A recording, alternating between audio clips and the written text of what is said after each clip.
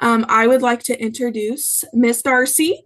She is the associate professor of botany and plant pathology, and she's going to give us an update about diseases. So thank you, Darcy, for being here. So I just thought I'm going to go through some major diseases that we keep an eye on and some new diseases we're watching.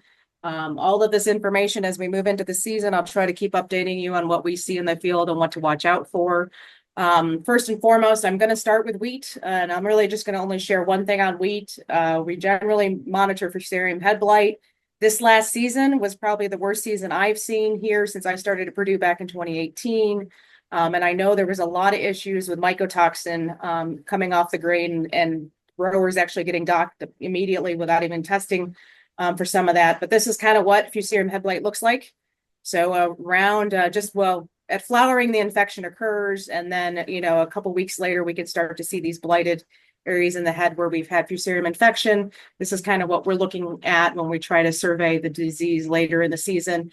I don't know why it automated. As we move forward, we have a scab prediction website that's going to predict whether the weather conditions are conducive for disease. So be aware of that. I'll be putting them out in April, May, I guess, for that. So we'll just watch if growers need to be making decisions if they need to put a fungicide out to protect against this disease. But you can see if we have severe infection, you might have these pink kernels. They might be wilted. There's different ways if we know we have higher infection that we can set combines to blow out these disease kernels to try to minimize that impact. So again, just one watching. There's other wheat diseases, but generally I haven't seen much, but I'll keep you posted if new things are blowing up from the south, like the rusts or other things that we need to monitor.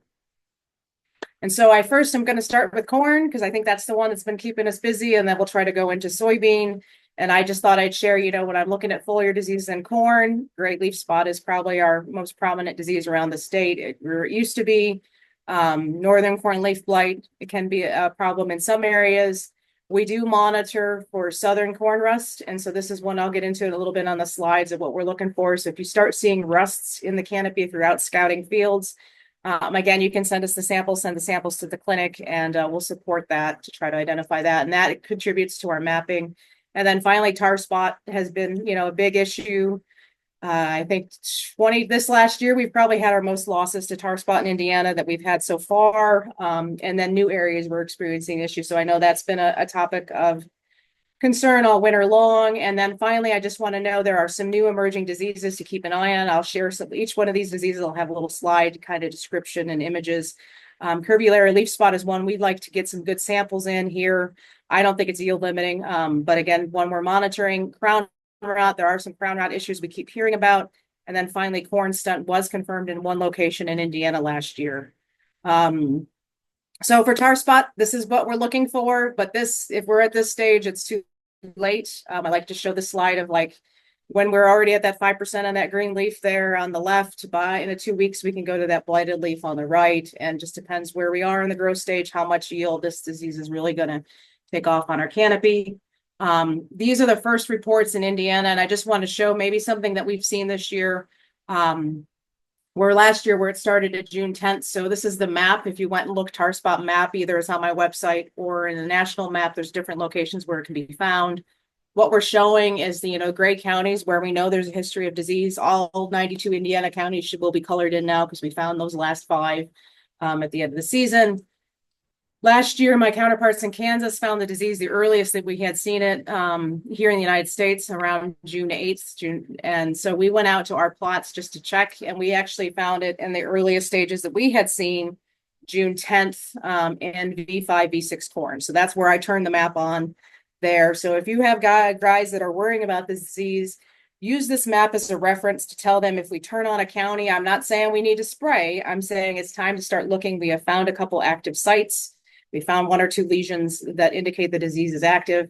The other side of it is already, you guys can help me on tracking the disease. So you can kind of see I had a county in southern Indiana that was turning on or already had a suspect sample coming in early in that season. And as we continue to track it in the season, you can see where we add these counties. And this really just helps us inform the guys out there that the disease is active. And then I used you, and I appreciate all the help you did to try to help us fill in the map at the end of the season. And that's why we're the one state that had all of our counties colored at the end of the season, is because we made an effort just to show that the disease is in every field. It was probably in every field this year. There will be a variation on level of susceptibility of our hybrids and then how that moves in the canopy. But again, you just wanted to show it's here, it's going to overwinter. And so it will be a concern next year. But again, we need to see where the disease starts. If it pushes off and we have a dry, hot spring, then we probably won't see the disease start till later in the season. But if we're cool and wet, we might start seeing it ramp up around that June, July period. This is what I saw this past season. And so these are the few leaves that I took from the field where we just had one big, large, what we call stromata. That's the black spot there on the leaf. And some of these early leaves that came off the corn plant. So this is kind of what I was looking for. Again, these early sightings, I'm going to probably need the sample to confirm it because there's a lot of misidentification that goes on. This is kind of what one lesion looked like in that field where we were finding that first sighting this last season. Just an example of the differences. So I'm going to turn maps on when we have just one stromata there, one little, that 0.1% severity. And then it's going to move on. But there's time to move from having a few lesions to many to that severity level. So there's a long period of time in there we can keep scouting and keeping an eye on that disease. But again, it's a needle in the haystack for some of these initial infections. The disease is embedded in that leaf tissue. You can scratch at it. I'd flip it over because usually it's through the top and the bottom of the leaf. And if you don't find it 1 week, go back again. If others are going back again, encourage them because this is, just a change in 1 week where we can find a lot more out there. So just to note that, this is a disease we're going to have to continually monitor, at least for these first initial and start of the disease epidemics. I got an example here of some things that are false tar spots. So insect frass, this is usually we get a lot. I'd say 50% of the samples we get in are insect frass initially. And so some of the things I want to point out is, if there's insect feeding, you can see where the yellow arrows are, where there's some white, where we can tell that the insects have been feeding. And then you have a black spot where they left their frass. The good thing is usually you can rub that off, right? It looks like we already started to rub it off in A. But again, here you can see in C and D, we kind of remove the spot. So that's what I suggest people to do. Before you send us a sample, try to rub that spot off. Tar spot will be growing inside that leaf tissue, so it won't come off. Another disease that may look like it is Phytoderma early in the season. So you can kind of see that you've got black spots along the midrib and they're kind of purplish black, but they're embedded in that leaf. Whereas tar spot, you will see a raised bump coming out of that leaf surface. So again, those are the two of the diseases that may pop earlier in the season and sometimes later in the season if we've had southern rust. The later teleospores of southern rust actually turn black, and so they can be misidentified as well. But generally, that's what we're kind of looking for when we're scouting for tar spot. And so things for tar spot management, we need to scout and know when it's active. And this is the biggest question I've been getting about from growers and when to treat for it. If we know it's active earlier on, then we can make a decision to put a fungicide spray out, maybe about that BTR1 window. And then we'll just have to monitor how long into the season those fungicides are going to be protecting the corn. I ask what stage of the corn, and generally we don't really want to treat before V10. But our optimum from our research is anywhere VT to R3 with a single application results in the best chance of return on investment for putting those fungicides out. If we go earlier, then a second application is probably going to need it if the disease is moving through the season, because usually we don't see it and we know it's going to be here at the end of the season. So that's the thing we got to watch. And I know everybody's worried about their margins, and so ROI is going to be really important for those guys. I don't know if they'll get it every time with 2 applications, so that's where I'd rather use a single application between that VT to R3 window if we're worried about tar spot.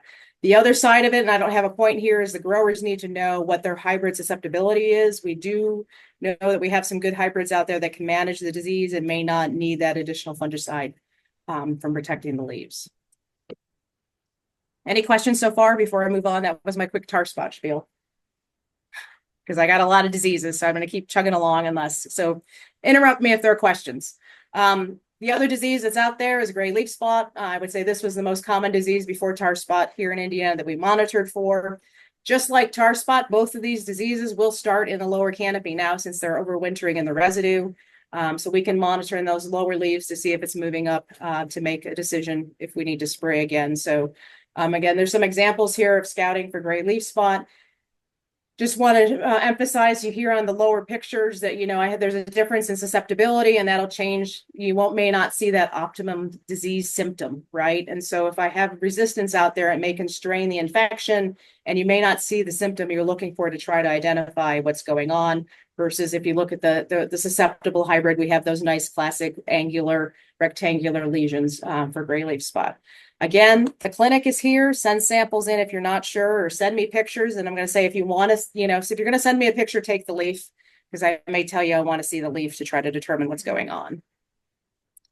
Northern corn leaf blight is another one that's out there. It has the classic cigar-shaped lesions. You can kind of see some of the sporulation going on within that lesion there. And then if we were to take your hand lens, you might be able to see those structures, the conidia there in rows.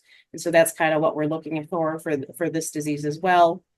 And then I want to talk about rust. So common rust, generally, we're not worrying about it in hybrid grain corn.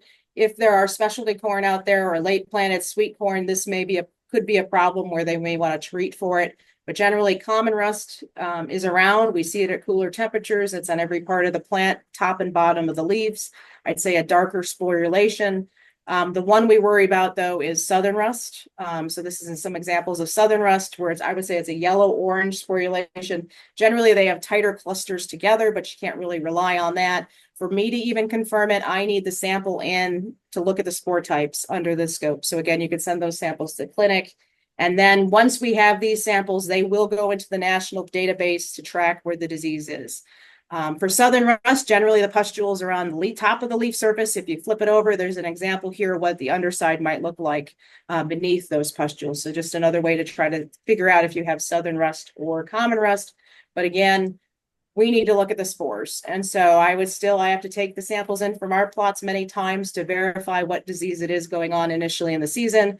So again, we need to, southern rust has these oval spores versus the common rust has very circular spores. So that's kind of what we're looking at to confirm what disease, if the disease is present, and then that would fill in. Then I don't have an example of the map, but that would fill in. So there's the southern rust map as well, tracking that disease in addition to tar spots. So those are the two major ones we're tracking nationally for diseases in corn, and I'll get into corn stunt. We also are tracking that one as well. Curvularia is a new disease. I'd say it's been here probably in Indiana a couple of years. We haven't been able to run the official report because we haven't had a good isolate come through. It kind of looks like eye spot, but this is just something, if you see something out in the field that looks odd, please send it in so we can monitor if this disease is moving. And I don't think it's yield limiting. But generally we might see that later in the season.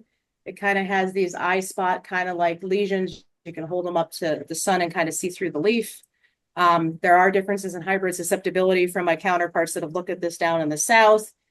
Generally, there are a couple fungicides that may have a 2E label, but I would not be treating for Curvularia here in Indiana just yet. But we do want to know if it's really moving in and becoming an important disease we got to monitor moving through the season. So again, generally, corn on corn is where they're finding it. Hot, humid conditions are going to favor development.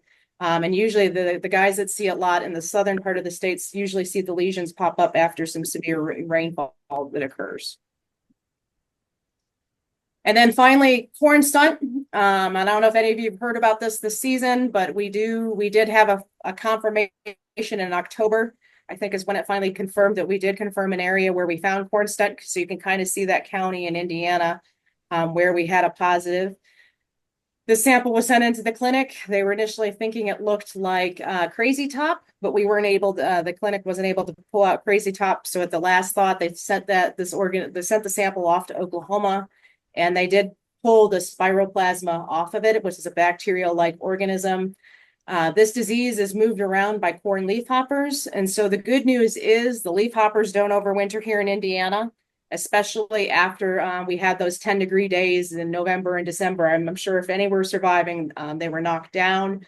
What it does is it gets into, so where I'm going to worry about it is any late planted corn, or if you had to go back and do a replant. That's where they've had big issues out in Oklahoma, is their later plantings where this disease moved in. They fed on the young plants when they had lots of corn leaf hoppers there.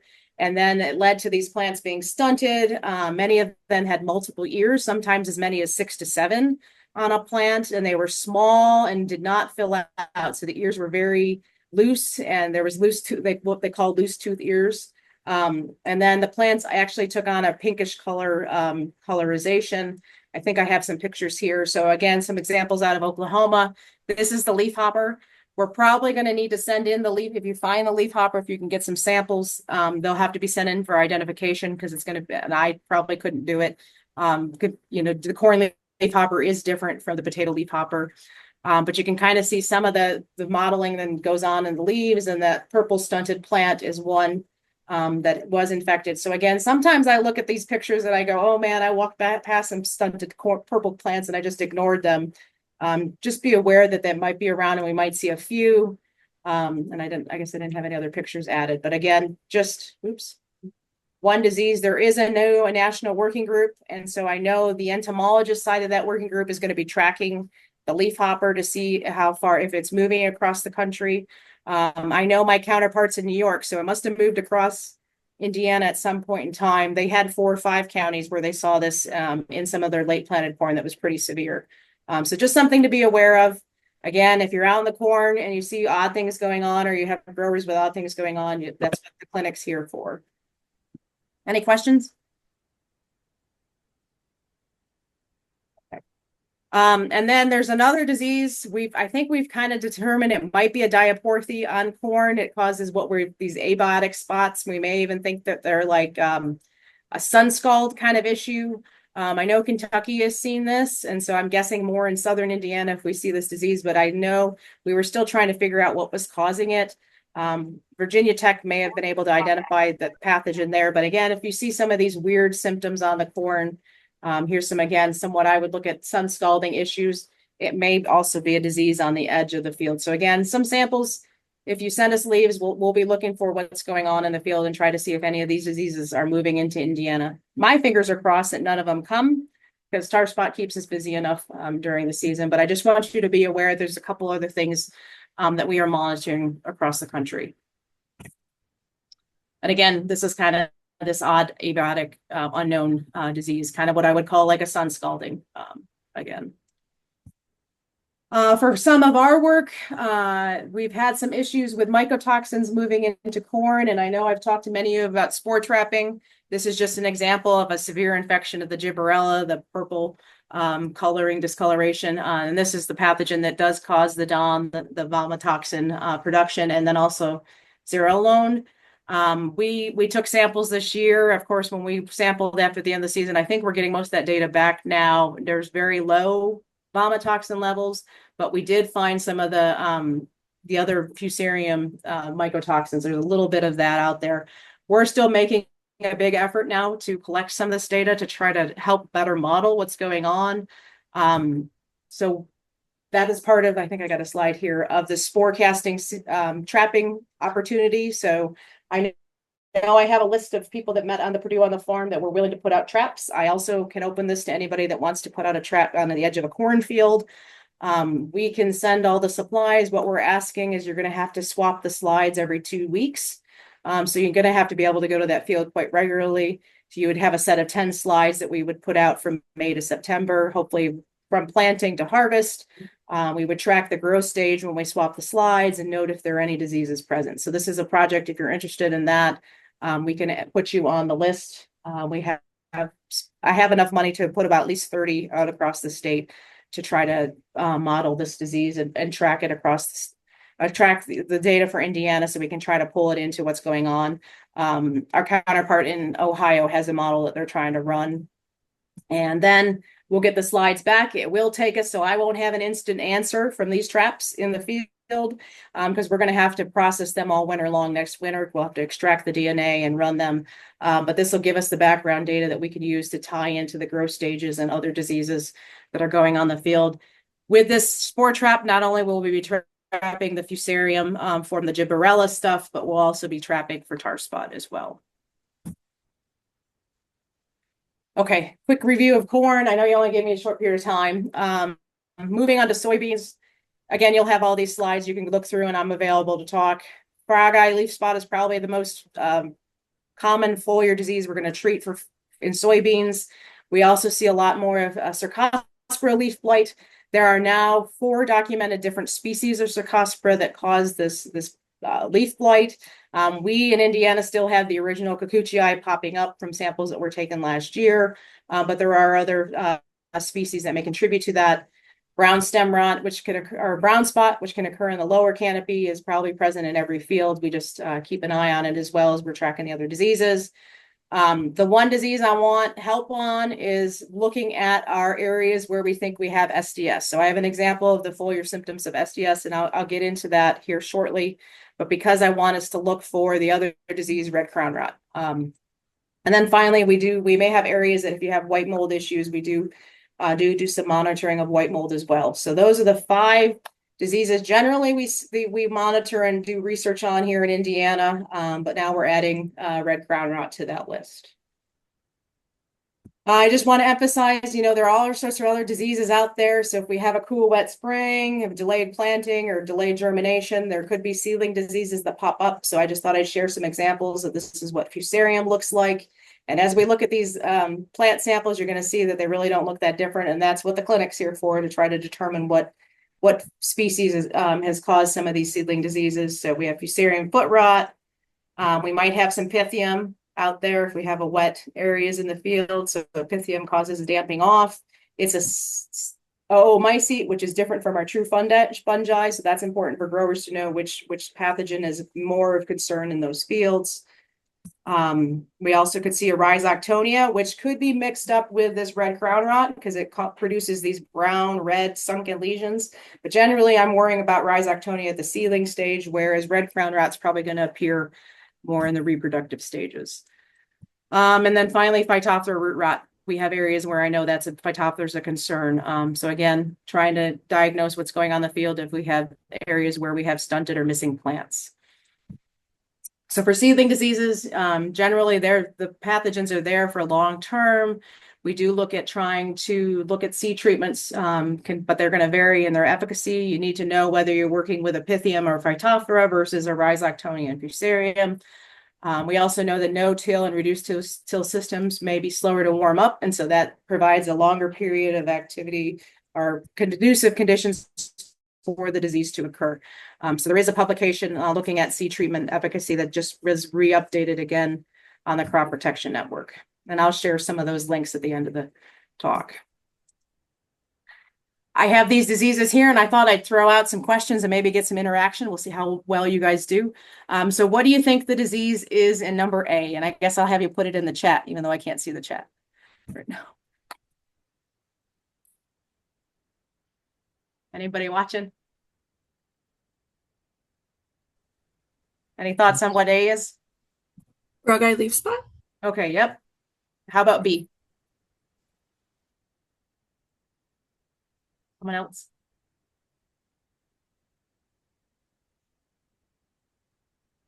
That's brown spot.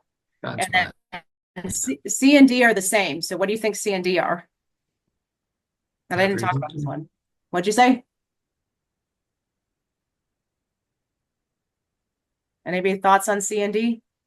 So it's bright chlorotic spots. Yep, I see John. Downy mildew, correct. And you flip it over and you can see the sporulation under those yellow spots. So again, 3 diseases we might see. I know up north they may have seen more downy mildew last year. So it all depends again on the season or what's going on in the field, what disease is going to pop up. Let's see, I've lost now control. Okay, so again, frogeye leaf spot, that's the one we're trying to scout, make it an informed decision around reproductive stages. Is it active? I would say these leaves I'm showing you are a severe infection. We really can't control it at that point in time. Generally, what I'm looking for at R1, R2 is if we have a susceptible variety, can we find 1 or 2 lesions within 20 feet of a row, kind of to indicate, yes, the disease is active. We need to protect that canopy. If we have severe infection later in the season, a frogeye can lead to spots on the stems and then reduced seed quality. Here you can see a severe infection in the seeds. All that is the same pathogen. We also try to distinguish that Cercospora sogina from the Cercospora cucucci and other species that cause this bronzing purple leaf blight.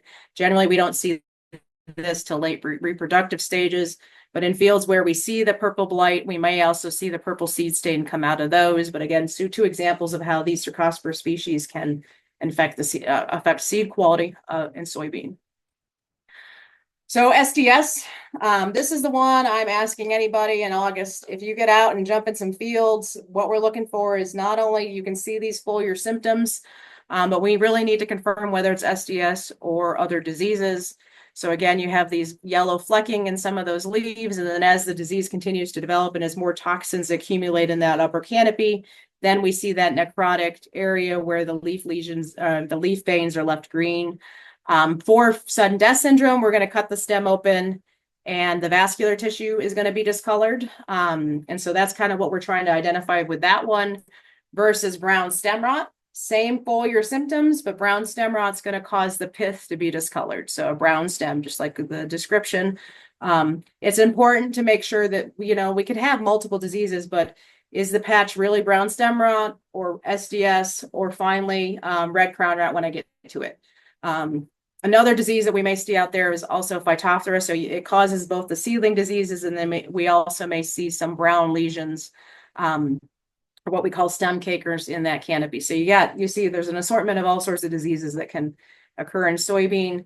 But red crown rot is the one that is the new disease, and we're trying to figure out where it is. I suspect it's distributed wider than we think, and now that we're going to start looking for it, we're going to see it in more counties. But I'll just talk through some of the symptomology and what we're looking for. So this is a field that I was in last summer, where this is not SDS. This is red crown rot. So you see the yellowing discoloration occurring. Those leaves have the yellow flecking developing in that canopy. Here is an example of where I've gone into a field where it's later in the season. You can see the plants are starting to die down.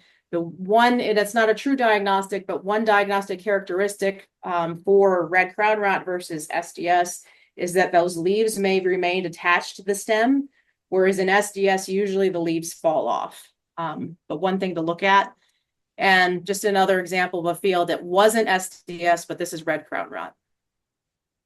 And so when we're scouting, we get out into the field, we start to see these yellow flecking on the plants. And what we're going to do is look down into the lower canopy. Again, you can kind of see the leaves are staying attached. They're curling up just like SDS or brown stem rot would look like.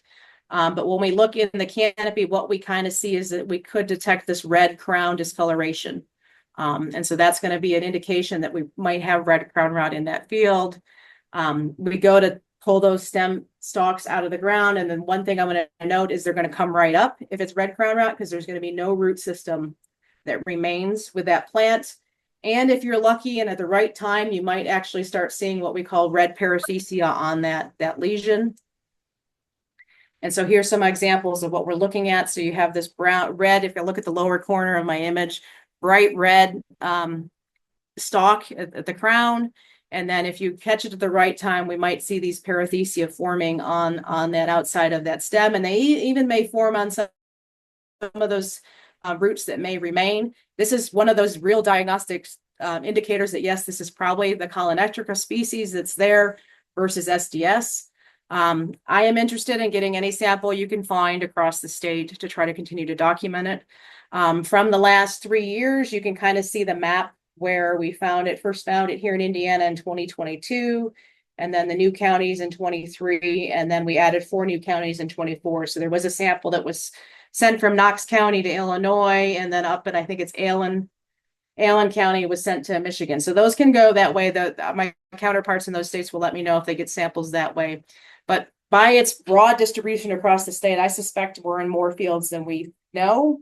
In that area of, what do I say, Decatur, Spencer, where I was a lot this year in Rush, the county wasn't new, but we were in new fields. So as they rotated away from corn and went into a field that was corn last year, they found soybeans with red crown rot in 2024.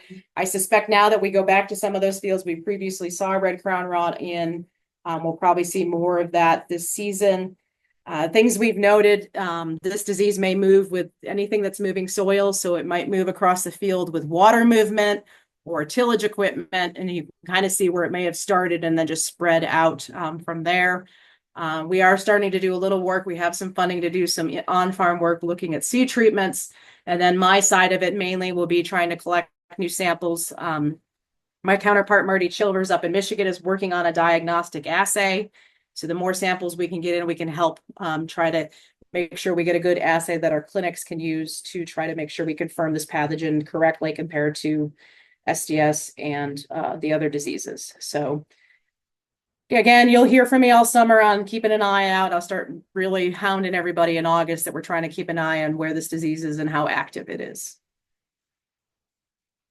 Other diseases that could occur. So I know at the end of last year, we had a lot of areas where we had patches of the field turn black in soybean. And so some of this could be other stem diseases that were maybe just lying in wait, and we had the perfect storm of conditions. So I think we had a hurricane move through that dropped some rain on those fields where the plants were already beginning to senesce, and then they had a lot of things blow up in them. So charcoal rot is one that we can keep an eye on. Generally, we see that in dry areas versus SDS. Usually charcoal rot is where we have hot, dry conditions. It has these microsclerotia that can be found throughout the diseased tissue. We also may see pod and stem blight, so the Diaporthe species, and it has like black speckling and rows up and down the stem. Again, any of these diseases, I would say, please send them into the clinic. We're always trying to, even if you know the disease, it's important for us to document that the diseases are still active in the state, just for knowing what diseases we need to keep monitoring for in the future. This also, those black areas could have also been anthracnose stem blight. So when we got samples in from these black areas where the soybeans were, it was an assortment of everything. And so these are the major ones that are officially real diseases in soybean. But then once the plants begin to die, there's also saprophytic fungi that come in and just try to break down that plant material.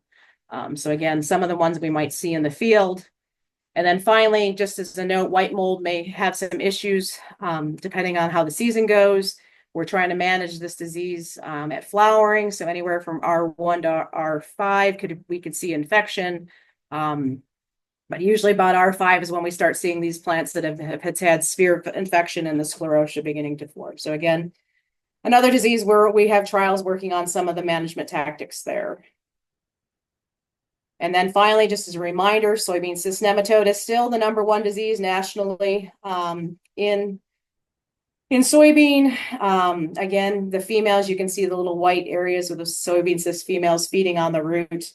The one thing of concern here in Indiana is that cyst is overcoming that 9888 resistance. And so if you do have growers that run across fields where they think it's an SCN problem, I'm just going to remind you to have them take soil samples, have the counts done. And then if it thinks it's a resistant issue, then maybe it's worth it to pay a little bit more to have the HG test run to see what population it is and what plants it can reproduce on.